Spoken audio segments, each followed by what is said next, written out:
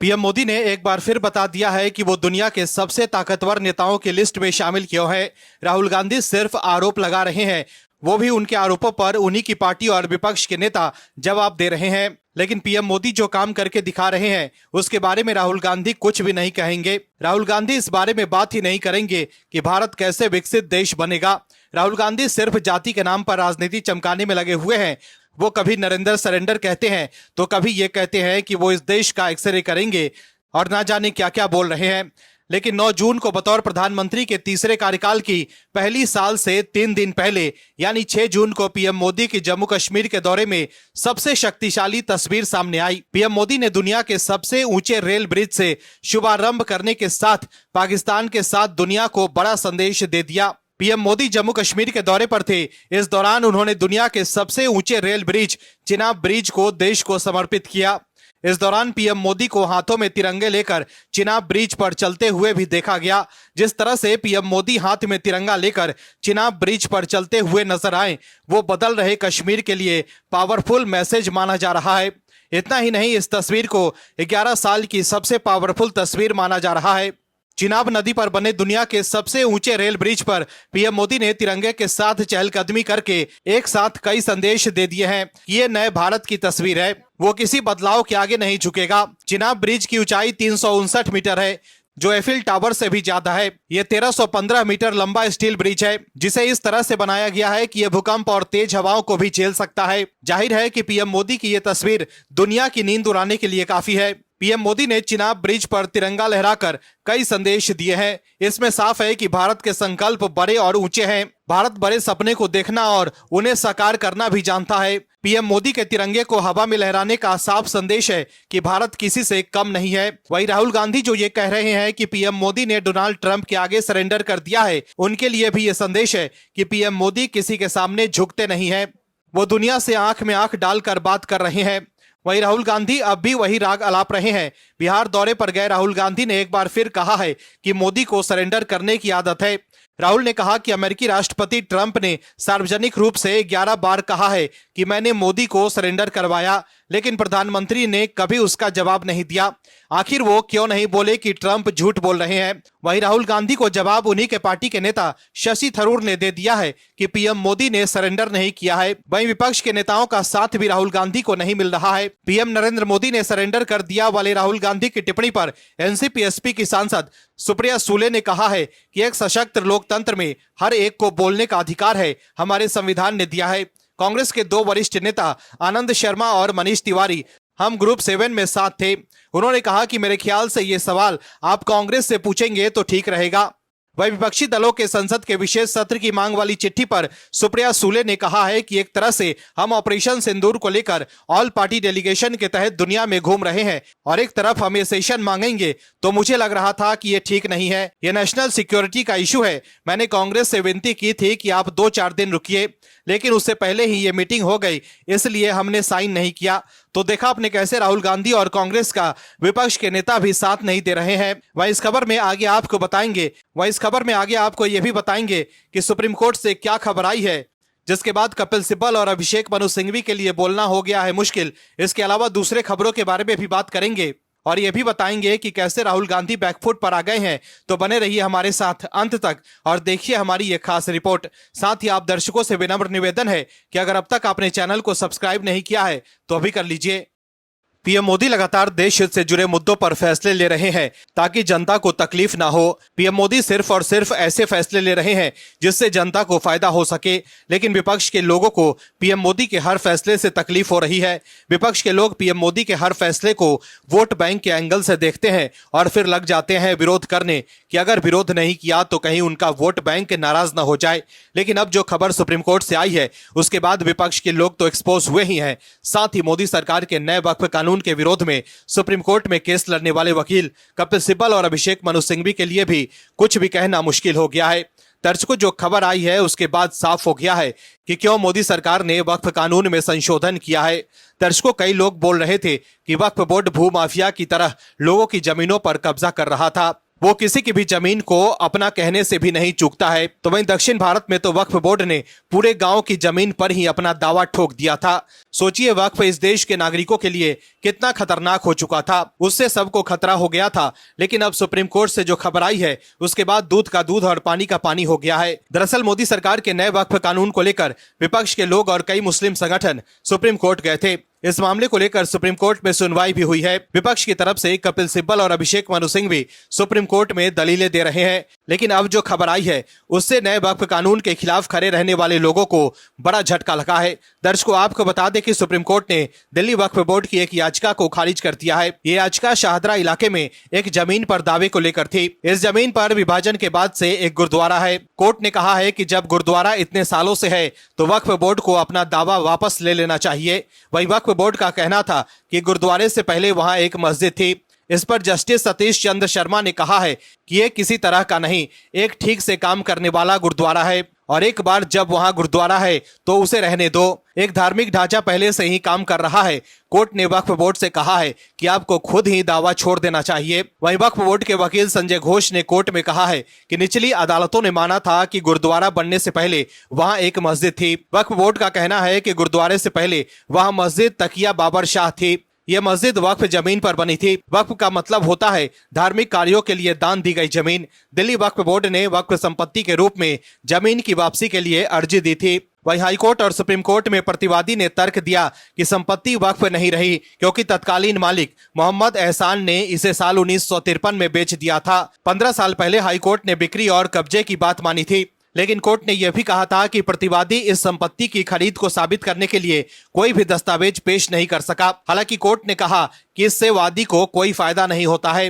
Court ने कहा है कि वादी यानी वक्फ बोर्ड को अपना मामला खुद साबित करना होगा। वहीं all India Muslim personal law board केंद्र सरकार के वक्फ उम्मीद पोर्टल को चालू करने के कदम पर आपत्ति जताई है। मुस्लिम पर्सनल लॉ बोर्ड का कहना है कि सरकार का ये कदम अवैध है और न्यायालय की अवमानना के बराबर है, क्योंकि इसके समर्थन में आने वाला कानून वक्फ संशोधन अधिनियम 2025 वर्तमान में सर्वोच्च न्यायालय में चुनौती के अधीन है। दर्शकों, आपको बता दें कि वक्फ और वक्फ संपत्तियां आजकल जांच के दायरे में ज्यादा आ रही है। सरकार ने वक्फ संपत्तियों के प्रावधान से जुड़े कई कानूनों में बदलाव किए हैं और नया वक्फ संशोधन कानून बनाया है। विपक्ष ने इस बदलाव को सुप्रीम कोर्ट में चुनौती दी है। सुप्रीम कोर्ट ने अभी तक इस पर कोई फैसला नहीं दिया है। इस बीच सरकार ने कहा है कि वो एक संशोधन पर आगे बढ़ेगी जो कि वक्फ संपत्तियों के अनिवार्य पंजीकरण से जुड़ा है।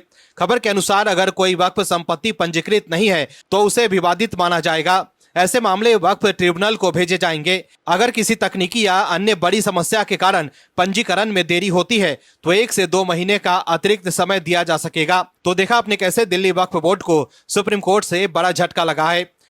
एक तरफ पीएम मोदी देश के लिए दिन रात काम कर रहे हैं। वो इस मिशन में लगे हुए हैं कि भारत जल्द से जल्द तीसरी सबसे बड़ी अर्थव्यवस्था वाला देश बन जाए। पीएम मोदी दुनिया को भारत की ताकत दिखा रहे हैं। पीएम मोदी शुक्रवार को जम्मू कश्मीर के दौरे पर गए, जहां उन्होंने चिनाब नदी पर बने चिनाब ब्रिज को देश को समर्पित किया। चिनाब पुल दुनिया का सबसे ऊंचा रेलवे आर्च ब्रिज है, जो कश्मीर घाटी को पूरे भारत से हर मौसम में रेल संपर्क प्रदान करेगा और कटरा श्रीनगर यात्रा का समय कम करेगा। पीएम मोदी की लीडरशिप में देश रॉकेट की रफ्तार से आगे बढ़ रहा है, लेकिन राहुल गांधी अभी भी ओछी राजनीति करने में लगे हुए हैं और अपने देश के प्रधानमंत्री का मजाक बना रहे हैं। दर्शकों, कांग्रेस नेता और दुनिया की सबसे बड़ी प्रपंच में विपक्ष के नेता राहुल गांधी के बयानों की वजह से कांग्रेस बैकफुट पर है। राहुल गांधी की भाषा अब विपक्ष के नेताओं को भी पसंद नहीं आ रहे हैं। उनकी भाषा में ना ही राजनीतिक मर्यादा है, ना ही शालीनता और ना ही नैतिकता। नरेंद्र सरेंडर इस बात की 100% तस्दीक करता है कि राहुल गांधी सिर्फ राजनीति कर रहे हैं, बिना किसी राजनीतिक क्लास के।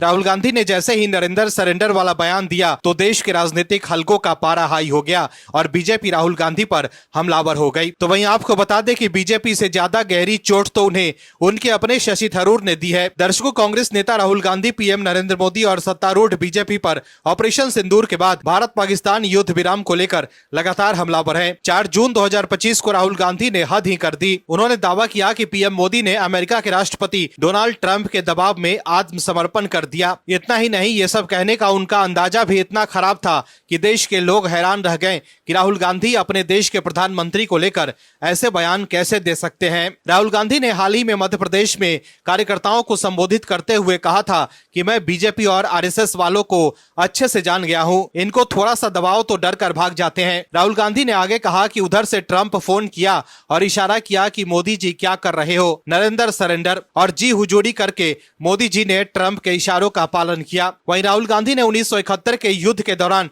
इंदिरा गांधी के नेतृत्व के साथ तुलना करते हुए बीजेपी और आरएसएस पर दबाव में झुकने का आरोप लगाया। जाहिर है कि इस बयान पर राजनीतिक हलकों में विवाद होना ही था। बीजेपी ने इसे राष्ट्रद्रोह और भारतीय सेना का अपमान करार देते हुए राहुल गांधी की कड़ी आलोचना की है। लेकिन इसी बीच सबसे खास ये रहा कि कांग्रेस के वरिष्ठ नेता और तिरुवनंतपुरम से सांसद शशि थरूर ने राहुल गांधी के इस बयान पर अपनी प्रतिक्रिया दी। थरूर ने न केवल राहुल गांधी को उनके इस बयान के लिए घेरा, बल्कि इस मुद्दे पर बीजेपी नेताओं की तुलना में बहुत अच्छे तरीके से अपनी बात रखी। थरूर, जो ऑपरेशन सिंदूर के बाद भारत का पक्ष रखने के लिए एक सर्वदलीय प्रतिनिधि मंडल का नेतृत्व कर रहे हैं, ने स्पष्ट किया कि भारत पाकिस्तान के बीच जंग को समाप्त करने में किसी तीसरे पक्ष की मध्यस्थता नहीं की थी। थरूर ने राहुल गांधी के सरेंडर वाले दावों को बिना उनके नाम लिए खारिज कर दिया। उनकी प्रतिक्रिया में एक परिपक्व और बौद्धिक दृष्टिकोण था, जो बीजेपी की तुलना में अधिक प्रभावी साबित हुआ, क्योंकि ये न तो आक्रामक था और न ही व्यक्तिगत। थरूर ने तथ्यों और भारत की कूटनीतिक स्थिति पर ध्यान केंद्रित किया, जिससे उनकी बात अधिक विश्वसनीय और सम्मानजनक लगी। वहीं जनता के बीच ये भी संदेश गया कि कांग्रेस के नेता ही राहुल गांधी को जवाब दे रहे हैं और बता रहे हैं कि पीएम मोदी कभी भी सरेंडर नहीं कर सकते। वहीं थरूर ने कांग्रेस को भी करारा जवाब दिया। कांग्रेस के नेता ये कह रहे थे कि थरूर बीजेपी के सुपर प्रवक्ता की तरह बात कर रहे हैं, लेकिन उन्हें जवाब देते हुए थरूर ने कहा कि जो लोग राष्ट्र हित में काम करने को पार्टी विरोधी गतिविधि मानते हैं, उन्हें खुद से सवाल करना चाहिए। थरूर ने यह जवाब कांग्रेस छोड़ने की अटकलों के सवाल पर दिया। उन्होंने कहा कि जब आप देश सेवा कर रहे हो, तब ऐसी चीजों की ज्यादा परवाह नहीं करनी चाहिए। हमारे राजनीतिक मतभेद भारत के बॉर्डर के बाहर जाते ही खत्म हो जाते हैं, सीमा पार करते ही हम पहले भारतीय होते हैं। तो देखा आपने कैसे शशि थरूर ने कांग्रेस और राहुल गांधी को जवाब दे दिया है। आम आदमी पार्टी की मुश्किलें कम नहीं हो रही है। दिल्ली में सत्ता गंवाने के बाद अब पार्टी के नेताओं के खिलाफ कानूनी शिकंजा कस गया है। पार्टी के नेता एक एक कर अलग अलग मामलों में फंसते जा रहे हैं। पार्टी का फोकस फिलहाल पंजाब पर है, लेकिन दिल्ली में सत्ता में रहते हुए पार्टी के नेताओं पर भ्रष्टाचार के जो आरोप लगे थे, उसको लेकर उनकी आफत बढ़ गई है। दर्शकों, आम आदमी पार्टी के नेताओं की कोर्ट किसी तरह की अर्जी मानने को तैयार नहीं है। कोर्ट ने साफ कर दिया है कि उन्हें कानूनी कार्रवाई का सामना करना ही पड़ेगा। आम आदमी पार्टी के नेताओं के खिलाफ गुजरात में केस, दिल्ली में केस, यूपी में केस, पंजाब में केस, गोवा में केस, हर जगह केस ही चल रहे हैं। अब आम आदमी पार्टी के नेता और सांसद संजय सिंह की कोर्ट ने अर्जी खारिज कर दी है। कोर्ट ने साफ तौर पर कह दिया है कि बतौलेबाजी मत कीजिए और कोर्ट में आकर अपने बयान दर्ज कराइए। आप पार्टी के नेताओं ने जिस तरह से कोर्ट की अवमानना की है, वो कहीं न कहीं इस बात को दर्शाता है कि आप पार्टी के नेता कोर्ट की भी इज्जत नहीं करते हैं। लेकिन अब उनकी दाल गलने वाली नहीं है और कोर्ट भी सख्त हो गया है। दर्शकों, समझने की जरूरत यह भी है कि आप पार्टी जब सत्ता में थी, तब उनके नेता भ्रष्टाचार के आरोप में खूब फंसे, लेकिन अब आप पार्टी के नेताओं के खिलाफ कार्रवाई तेज हो गई है। दरअसल आम आदमी पार्टी के सांसद संजय सिंह और उनके समर्थकों की डिस्चार्ज अर्जी एमपी एमएलए कोर्ट ने खारिज कर दी है। इसके साथ ही संजय सिंह और अन्य आरोपियों के खिलाफ आरोप तय किए। संजय सिंह पर बिना इजाजत सभा करने का आरोप है। पुलिस ने उनके खिलाफ आचार संहिता उल्लंघन का केस दर्ज किया था। वहीं डिस्चार्ज अर्जी खारिज किए जाने के बाद आरोपियों ने कोर्ट में हाजिरी लगाई और बयान दर्ज कराते हुए आरोपों से इनकार किया। अगली सुनवाई 5 जुलाई को होगी। आपको बता दें कि 4 साल पहले दर्ज हुए आदर्श चुनाव आचार संहिता उल्लंघन के मामले में विशेष कोर्ट के मजिस्ट्रेट शुभम वर्मा ने सांसद और अन्य आरोपियों को मुकदमे से मुक्त करने की मांग रद्द कर दी है, जिसके बाद उन्होंने बयान दर्ज कराया। बता दें कि इस मामले में नामजद अन्य आरोपियों ने जमानत करा ली थी, जबकि सांसद संजय सिंह के गैर हाजिर रहने पर कोर्ट ने उनके खिलाफ जमानती वारंट जारी किया था। इसके बाद जुलाई 2024 में संजय सिंह ने सरेंडर किया था, जहां 20,000 रुपए की 2 जमानत और निजी मुचलका दाखिल करने पर उनको रिहा किया गया था। संजय सिंह और उनके 12 समर्थकों पर 13 अप्रैल 2021 को बंधुआ कला थाना प्रभारी प्रवीण कुमार यादव ने आदर्श चुनाव आचार संहिता के आरोप में केस दर्ज कराया था। सभी पर त्रिस्तरीय पंचायत चुनाव के दौरान हसनपुर में आम आदमी पार्टी की जिला पंचायत सदस्य प्रत्याशी सलमा बेगम पत्नी मसूद अंसारी के पक्ष में बिना अनुमति जनसभा करने का आरोप है। बीते दिनों सुनवाई के दौरान आरोपी सलीम और एक अन्य मेडिकल ग्राउंड पर गैर हाजिर रहे, जिसके कारण 11 आरोपियों का बयान दर्ज हो सका। मुकदमे में संजय सिंह के अलावा उनके साथियों पर चार्जशीट दाखिल हुई थी, जिसका ट्रायल जारी है। एमपी एमएलए की विशेष कोर्ट ने अगली सुनवाई के लिए 5 जुलाई की तारीख नियत की है। आप पार्टी के सांसद संजय सिंह के खिलाफ ये केस 13 अप्रैल 2021 को दर्ज किया गया था। आरोप है कि सुल्तानपुर के बंधुआ कला थाना क्षेत्र के हसनपुर गांव पंचायत चुनाव के दौरान उन्होंने बिना इजाजत सभा की थी। संजय सिंह और उनके समर्थकों पर केस दर्ज किया गया था। वहीं आम आदमी पार्टी के दूसरे नेताओं के खिलाफ भी कार्रवाई जारी है। आम आदमी पार्टी के वरिष्ठ नेता और दिल्ली के पूर्व मंत्री सत्येंद्र जैन शुक्रवार को सरकारी स्कूलों में कक्षाओं के निर्माण में कथित भ्रष्टाचार के मामले में पूछताछ के लिए भ्रष्टाचार निरोधक शाखा यानी एसीबी के समक्ष पेश हुए। इसके अलावा मनीष सिसोदिया को भी समन जारी कर एसीबी ने पूछताछ के लिए बुलाया है। कुल मिलाकर देखें तो अलग अलग मामलों में जिस तरह से कार्रवाई हो रही है, उससे आम आदमी पार्टी के कई बड़े नेताओं की चिंता बढ़ गई है। Bureau report OMH news. आप दर्शकों से विनम्र निवेदन है कि चैनल को सब्सक्राइब जरूर करें।